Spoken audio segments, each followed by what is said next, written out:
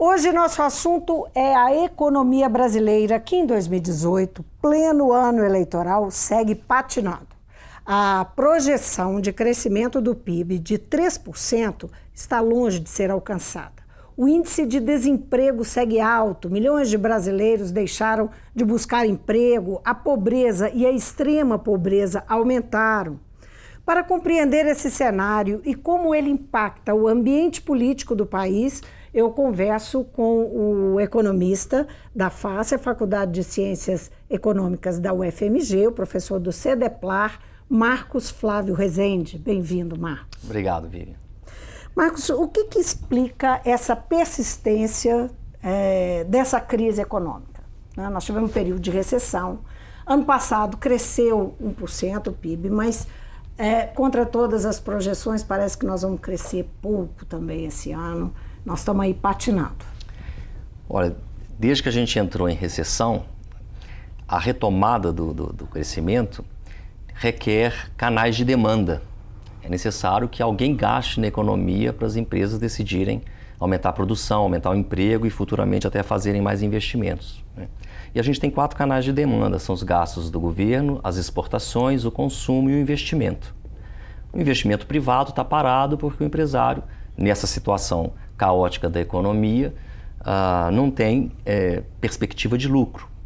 O consumo também está travado porque com a crise o desemprego aumentou, ou as pessoas estão desempregadas ou estão endividadas sem condições de pegar mais crédito e gastar com consumo, né? E o próprio desemprego reduz a massa salarial ou afeta a massa salarial e, portanto, o consumo, né?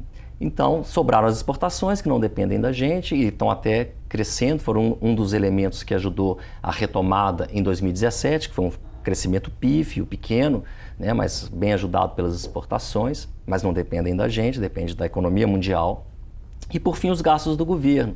E o governo colocou o teto dos gastos e tem cortado um elemento importantíssimo que dá dinâmica para a economia, que é o investimento público. É onde ele pode cortar e é onde ele está cortando e bastante. Então, sem canal de demanda, fica difícil estimular a economia. Uhum. Agora, existe uma tendência para os próximos anos? Você falou aí no teto de gastos, não é? Teto de gastos que foi aprovado pelo Congresso Nacional, que impacta, por exemplo, em áreas essenciais para o país, para além do investimento, que é o básico, né? Que é saúde, educação. Que perspectiva nós temos para os próximos anos a se manter desse jeito, assim, em termos de crescimento? O que pode mudar? Então, vários analistas têm mostrado, né, que o teto é inviável. Em mais 2 anos, ou 2 ou 3 anos, a economia, o governo não vai ter recurso, permanecendo o teto dos gastos, em 2 ou 3 anos ele não vai ter recurso para a saúde, para a educação, etc. E obviamente que ele vai ter que mudar, fazer a PEC da PEC, né? Mudar o teto dos gastos. Mas enquanto isso não acontece, o governo está absolutamente de mãos atadas e sem condições de gastar e de estimular a economia. A reforma da Previdência, que provavelmente vai ser feita no ano que vem, seja quem for o presidente, o novo presidente, você acredita ela não nisso? Impacta. Eu acredito que todos vão tentar... Só fazer um parênteses antes de você falar de sim, impacto. Acredito que todos os partidos, seja quem for o presidente, vai tentar implementar a reforma da Previdência, mas ela não tem impacto no curto prazo. A reforma da Previdência vai impactar a médio e longo prazo as contas do governo, né? Então, provavelmente o teto vai médio seria quantos anos? Pelo menos aí uns 10 anos, né? O impacto que tem antes disso, ele existe, mas é muito pequeno, não resolve o problema das contas públicas. E isso dependeria também de que reforma, né, seria feita. Eu não vejo outra alternativa senão o governo aumentar impostos. Eu não vejo outra alternativa. E quando a gente fala de aumentar imposto, obviamente não é imposto sobre empresas. As empresas, de fato, se você aumenta o imposto sobre empresas, elas perdem competitividade, seja para exportar, seja para competir com o produto importado. É necessário aumentar o imposto sobre renda e propriedade, portanto, quem paga é a pessoa física. E aí é imposto de renda, sobre renda e propriedade de quem pode pagar, né? E isso é possível ser feito. Hoje existe uma discussão muito grande sobre o imposto de renda que a gente paga, na verdade, para a massa de assalariados, é um imposto sobre o salário. É disso que nós estamos falando? É disso que nós estamos falando. É Imposto de renda. aumentar Quando você o pega... imposto sobre o salário? Não. Quando você pega... Eu estou sugerindo um imposto sobre a classe alta. Né? Em 1995 foi aprovada uma lei que tornou a taxa sobre lucros e dividendos a 0%. Foi a 0% essa taxa, o imposto. Todos os países do mundo, por exemplo, da OCDE, cobram esse imposto, exceto a Estônia. Né? O Brasil, em 95, mudou esse imposto de 15% para 0%. Então, várias pessoas, presidentes de empresas, diretores, etc., do alto escalão, colocaram um prolabore baixo e pagam 27,5% de imposto de renda sobre esse prolabore. E no final do ano, retira lucros, retira dividendos, vou chutar aqui, retira 1 milhão de dividendos, né, que no fundo seria o salário dele, e aí sobre esses dividendos não incide imposto. Então, dados da Receita Federal mostram que os 0,1% mais ricos têm pago nos últimos anos alguma coisa em torno de 7% de imposto de renda, e não 27,5%. Agora, essa quem está taxação... pagando esse imposto de renda mesmo é a classe média, em geral o funcionário público, porque já vai direto descontado no contra-cheque, etc. Agora, essa taxação é que você enxerga como saída, é uma saída emergencial, é uma saída para ser tomada... Tem um estudo do IPEA que mostra para que tenha resultados imediatos, é isso? Sim, tem um estudo do IPEA que mostra que se a gente voltasse com a alíquota de 15%, o governo arrecadaria em torno de 50 bilhões por ano, né, com lucros e dividendos. Imposto sobre heranças, né, grandes fortunas. O motoboy compra uma moto para trabalhar, arriscar no trânsito, morrem todos os dias motoboys aqui em Belo Horizonte, né? E ele paga IPVA, mas quem compra um jatinho para ir para Miami não paga IPVA. Quem compra iate não paga IPVA, jet ski não tem IPVA. Então você tem uma série de tributos que podem ser implementados, que vai incidir sobre a pessoa física, né? E pessoa física que pode pagar. Sim, seria no âmbito de uma reforma tributária. Então, quer dizer, temos aí para o próximo ano a exigência de uma, dentro desse conceito, a exigência de uma reforma tributária e previdenciária. Eu acho que sim, e política. Nessa parte eu não entendo muito, mas eu sei que é uma confusão o sistema político brasileiro, né? Pois é, vamos tentar caminhar um pouco pensando nesse cenário que nós estamos. Nós estamos no ano eleitoral, né? Sim. Nós temos aí colocados candidatos que representam forças, campos políticos diferentes, forças diferentes. Tudo indica, né, que pelo menos três campos, né, uma centro-direita, uma esquerda e uma direita. Extrema-direita. Uma extrema-direita. Cada um tem entendimentos diferentes sobre isso, mas é a figura de Jair Bolsonaro. Como é que você vê a possibilidade desses personagens, né, desses campos realmente fazerem essas reformas, e por quê? O que pode mudar sendo um ou outro campo? Como é que você, da sua percepção como economista, vê essas tendências políticas atuando no próximo ano? Então, essas reformas vão ter que ser feitas. Eu não vejo outra possibilidade, porque o governo quebrou, não tem dinheiro para nada mais. Então não tem mais como tocar o barco, digamos assim. E o teto dos gastos, em 2 anos, vai impedir o governo de gastar. Ele já diminuiu recursos, por exemplo, com saúde. A saúde está ao caos. O que ocorre? Com o desemprego, muitas pessoas deixaram de ter capacidade de pagar o plano de saúde e foram para o SUS. E o governo ainda cortou recursos do SUS. Então ele reduziu o recurso da saúde e aumentou a demanda por serviços de saúde no país. Então, um serviço que já tinha problemas, esses problemas se agravaram, né? E com o teto dos gastos, a população vai crescendo todo ano. O Brasil cresce a população brasileira cresce 0,8% ao ano. Então, é mais demanda por educação, é mais demanda por saúde, né? Então, o governo, com o teto dos gastos, impediu que esses gastos crescessem, né? Então, com mais as pessoas que trabalham nessa área e fazem as contas, com 2 ou 3 anos o governo não vai ter dinheiro. Então, o próximo presidente é que vai ter que enfrentar isso, e ele sabe disso. Portanto, eu acho que no primeiro ano, seja qual for o partido, eles vão fazer reformas. O ponto é, que tipo de reforma? Provavelmente a reforma da Previdência do governo X é diferente da reforma da Previdência do governo Y, a proposta de reforma tributária do governo X é diferente da do governo Y e assim por diante. Todos terão que derrubar. Eu não vejo outro PEC. caminho. Acho que sim, ou se não derrubar, alterá-la. Né? Se não retirá-la, alterá-la. Acho que sim. O governo não vai ter dinheiro para pagar os candidatos estão muito pressionados pelo discurso do ajuste fiscal, do compromisso com o ajuste fiscal. Né? Mas é isso. Nem todos isso é o ajuste fiscal. Nem todos estão respondendo a esse discurso, não é? Nem todos fazem isso.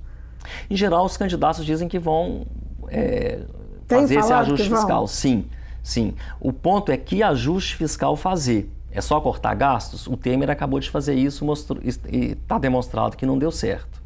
Né? Não dá para ficar dizendo, jogar tudo na conta da Dilma.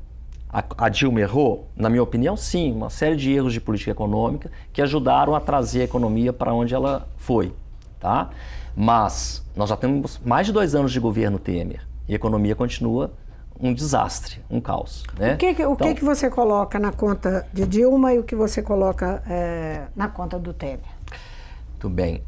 Assim que a Dilma assume, ela vai fazer uma série de isenções tributárias que só significaram aumentar lucro para o setor privado. O setor privado não respondeu investindo como ela queria. Era muito melhor ela ter cobrado o imposto e feito um investimento público que ajuda a dinamizar a economia. O investimento público, ele traz o investimento privado. O empresário, para investir, ele tem que ter confiança que vai dar certo. Porque depois que ele comprou máquinas, equipamentos, montou sua empresa ou ampliou sua empresa, ele só tem 2 opções. Ou ter lucro ou ter lucro. Não há outra opção. As máquinas não têm liquidez. Então, ele tem muito medo de investir, colocar sua riqueza de forma ilíquida, comprando máquinas, e a coisa não dá certo e ele não tem como voltar atrás. Então, ele só investe quando ele está confiante que ele vai ter lucro. Então, quando o governo investe e faz investimentos públicos, por exemplo, em infraestrutura, o governo está sinalizando para o empresariado, olha, eu não sou qualquer um, eu tenho muitos recursos e o investimento é grande, são muitos recursos sendo gastos na economia, então isso significa que eu estou gerando emprego, e se eu estou gerando emprego, tem salário para comprar os seus produtos que você quer vender. Essa é uma sinalização. Segunda sinalização, eu estou melhorando a infraestrutura e reduzindo o seu custo, porque quanto mais deteriorada está a infraestrutura, maior é o custo da empresa. Então ele está sinalizando duplamente com o lucro para o empresário, redução de custo e vendas, porque ele está gerando massa salarial. Está gerando emprego. Então, o governo fazer um investimento público seria muito melhor do que o governo dar incentivos tributários para o empresariado.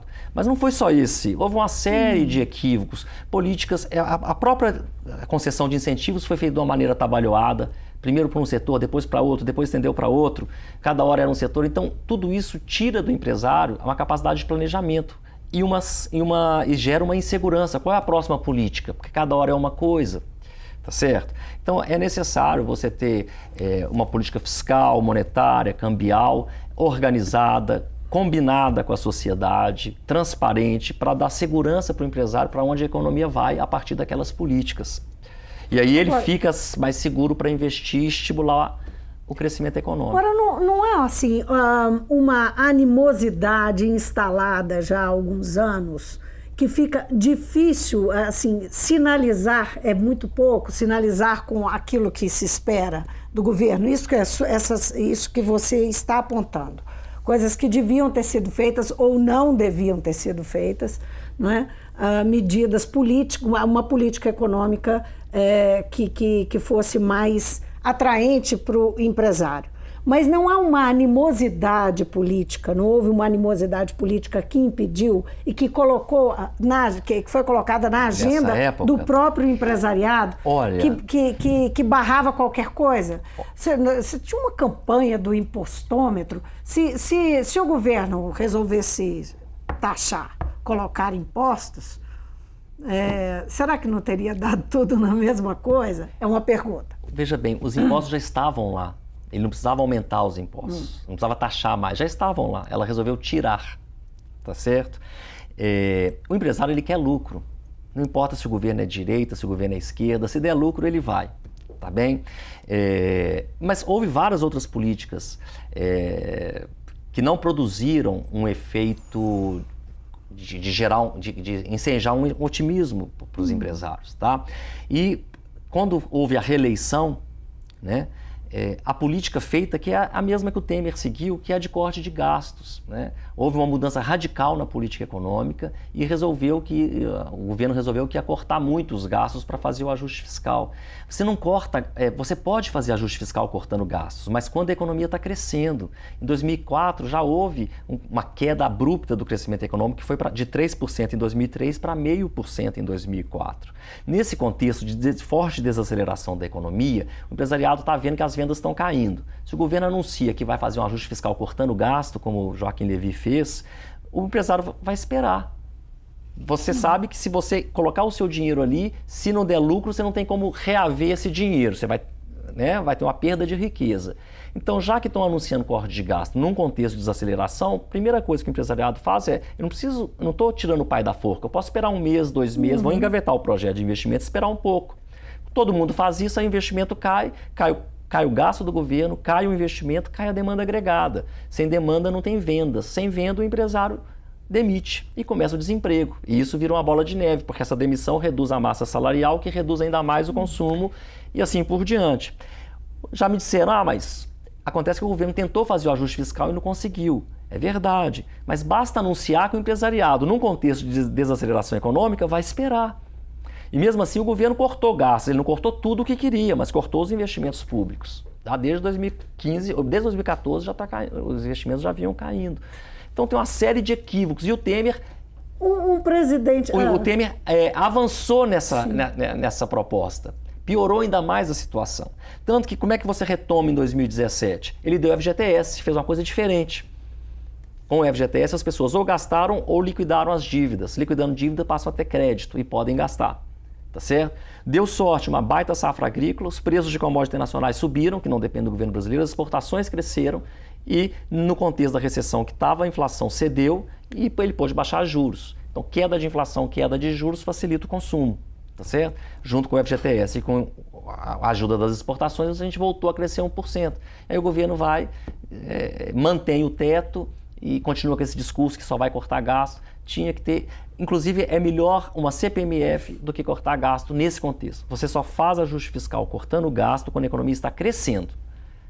Então eu acho que se equivocaram e eles tinham exemplo. A Grécia tinha feito alguns anos atrás a mesma coisa e foi um caos na Grécia, né? Foi pior até que no Brasil.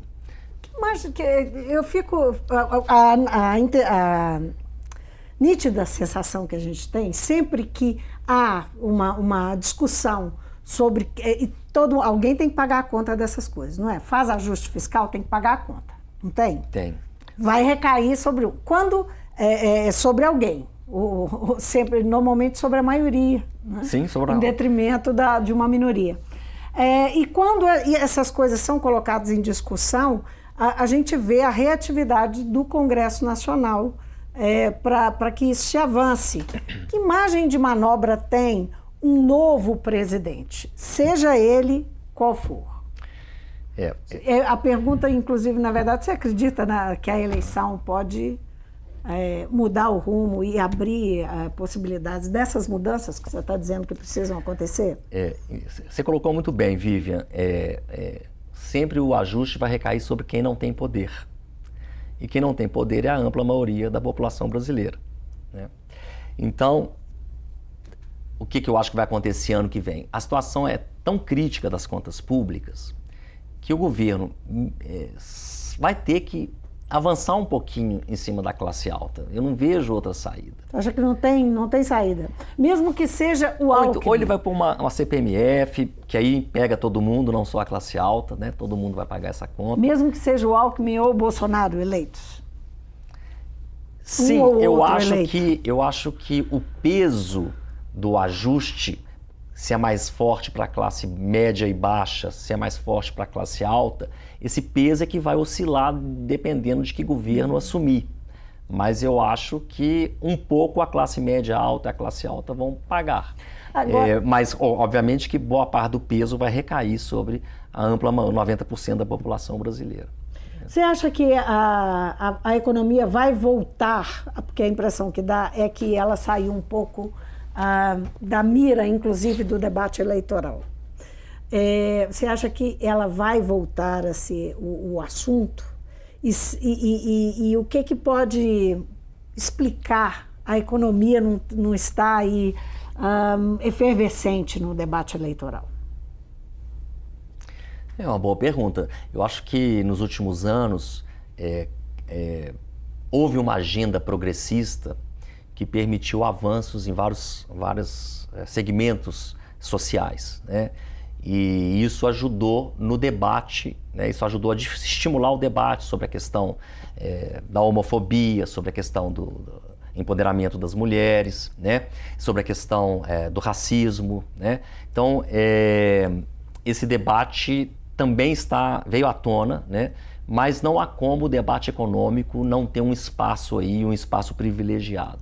Eu acho que em algum momento, eu acho que eles já debatem sobre economia, sim, mas em algum momento isso vai crescer. Mas saiu um artigo na Carta Capital que chama atenção para isso, é interessante, que como essa questão foi extremamente importante em todo o processo que acabou no impeachment, quer dizer, nós tivemos uma quebra institucional, nós tivemos uma presidente deposta e estava totalmente relacionado com a situação econômica do país. Naturalmente, tinham outros elementos, mas era fundamental. E a economia saiu do foco, justamente no ano eleitoral, né? Então, essa chama a atenção e aí é uma pergunta que... Mas eu não sei se a economia saiu do foco. Eu acho que outros temas ganharam algum espaço. Mas você vê que eles sempre estão falando de reforma tributária, de reforma da Previdência, que a taxa de juros é alta e tem que ser reduzida. E um pouco desse foco, ou dessa dinâmica, foi ditar... Não sei se você está se referindo às entrevistas feitas na televisão, teve entrevista no Roda Viva, por exemplo, etc. Essas entrevistas são muito ditadas pelos jornalistas. Os jornalistas estão perguntando aos candidatos, e eles é que estão meio que direcionaram para essas questões como tratar da violência, né? Se vai ser com armas, sem armas, metralhando uma favela, metralhando... Você acha que a mídia não estava muito atenta, muito focada na questão da economia? Será que é isso? Eu acho que um pouco ela desviou a atenção, mas eles também perguntam sobre economia. Mas, de fato, das entrevistas que eu assisti, eles começam perguntando outras coisas, né? Se você vai ter auxílio moradia, se não vai ter, né? Como é que vai tratar da violência e tal. Esse tipo de pergunta que tem sido feita. Quanto à crise política pesou para a gente chegar nesse momento, assim, que, né, nós tivemos todo o processo de recessão e depois, agora nós estamos aí com um crescimento pífio, em 2017 um crescimento pequeno, esse ano muito abaixo da expectativa, ainda não é nada conclusivo, mas muito abaixo. Quanto que pesou? É difícil a gente mensurar e dar um... Até para a gente pensar como é que nós podemos sair disso. Pois é difícil mensurar.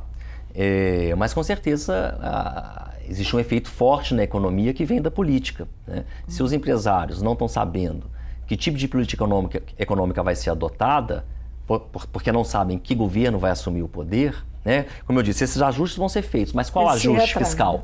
Né? Mais em cima de corte de gasto, mais em cima de imposto sobre a classe baixa, imposto sobre a classe alta, né? Imposto sobre as empresas ou sobre a pessoa física. Então, tem várias perguntas não respondidas. E, então, o empresário prefere esperar. Ele não vai colocar a sua riqueza de uma forma, comprando ativos ilíquidos, como máquinas, equipamentos, etc., né? Correndo o risco de perder essa riqueza. Então, ele prefere esperar. Fica aplicado no mercado financeiro, investe em outro país, etc., e quer esperar. Então, nesse sentido, a política afeta muito. Se a gente já tivesse um programa de governo que estivesse dando certo, fazendo a economia retomar, sinalizando que, portanto, aquele programa teria continuidade, né? Isso daria mais segurança e confiança para o investimento privado, que é isso que eu estou chamando, são os empresários, ou seja, o investimento privado, que é ele que puxa a economia, né, junto com o consumo, mas sem investimento fica difícil a economia crescer sustentadamente. Se você der crédito e aumentar o consumo, você consegue crescer 1, 2 anos, 3 anos. O Lula conseguiu por mais tempo porque a economia tinha uma capacidade ociosa grande. Capacidade ociosa quer dizer o seguinte, você tem uma capacidade de produção e está produzindo bem menos do que é capaz, porque não tinha vendas suficiente. né? A gente teve a crise em 1999, uma crise cambial, depois a crise do apagão em 2001, depois a crise do medo Lula. Tudo isso deu capacidade ociosa para a economia. Quando ele assume, 2003 ainda cresce muito pouco, 2004 começa o crescimento, né? Em cima de capacidade ociosa. Então ali dava para você estimular o consumo. E o mercado internacional também favorável. E o mercado internacional extremamente favorável. Então você estimulou as exportações via mercado internacional, você estimulou o consumo com crédito, aumento real do salário mínimo, né? Aumento dos programas de transferência de renda como o Bolsa Família, tudo isso deu poder de compra para as pessoas e não precisava fazer investimento, que é comprar mais máquinas e construir mais empresas. As empresas já estavam lá, bastava ocupá-las e contratar os desempregados. Fazer a roda girar. Tá certo? Aí é mais fácil fazer a roda girar. Depois disso, quando você vai preenchendo essa capacidade ociosa, aí tem que ter investimento. E o investimento principal é o privado. Só que ele depende do público. Nem todos os economistas concordam com isso, tá? Alguns falam que o público atrapalha o privado. Mas uma boa parte dos economistas entende que eles são complementares. O exemplo que eu dei aqui é o investimento em infraestrutura. Dificilmente o empresariado investe em infraestrutura. Por quê? O montante exigido de investimento é muito alto, muito dinheiro, muito alto. O retorno se dá a longo prazo. Então, deixa que o governo investe. Tá certo? E o governo pode fazer isso. Só que ao fazer isso, ele reduz custo de produção para o empresariado. Se a estrada não tem buraco, se o porto funciona bem e o navio fica menos tempo no porto pagando aluguel, né? Se a energia está barata. Tudo isso reduz custo de produção e ainda gera emprego, renda e salário que vai gerar consumo para esses empresários que estão querendo investir, venderem seus produtos. Então, eu entendo que o investimento, eu sou do grupo de economistas e de escolas do pensamento econômico que entende que o investimento privado, ele é complementar ao investimento público, mas ele é bem maior que o público. Então, é ele que puxa a economia. Numa palavra só, porque nosso tempo acabou, 2019 é uma incógnita, então? Sim, a situação está muito difícil, né? Vamos ver o que o próximo presidente faz. Ele entra, até voltando a uma pergunta sua, né? Eu acho que não tinha respondido tudo. Ele entra com todo o capital político do primeiro ano que todo governo tem. E aí eu acho que ali é importantíssimo ele fazer uma reforma tributária. Eu acho que mais do que a previdenciária, é a tributária. E na sequência a previdenciária, na minha opinião. Marco, muitíssimo obrigada por ter vindo ao Mundo Político. Eu que agradeço, é sempre um prazer. Eu conversei com o professor Marco Flávio da Cunha Rezende. Ele é professor do CEDEPLAR, da UFMG, da Faculdade de Ciências Econômicas, da UFMG. E nosso assunto aqui, a crise política que é resistente, o país não cresce, está andando de lado, e o que isso representa para o futuro, no ano eleitoral, o que vai acontecer daqui para frente. Que compromissos os candidatos, seja quem se eleger, tem que ter para resolver os problemas e tirar o país dessa crise. O Mundo Político fica por aqui, obrigada por nos acompanhar e até o próximo programa.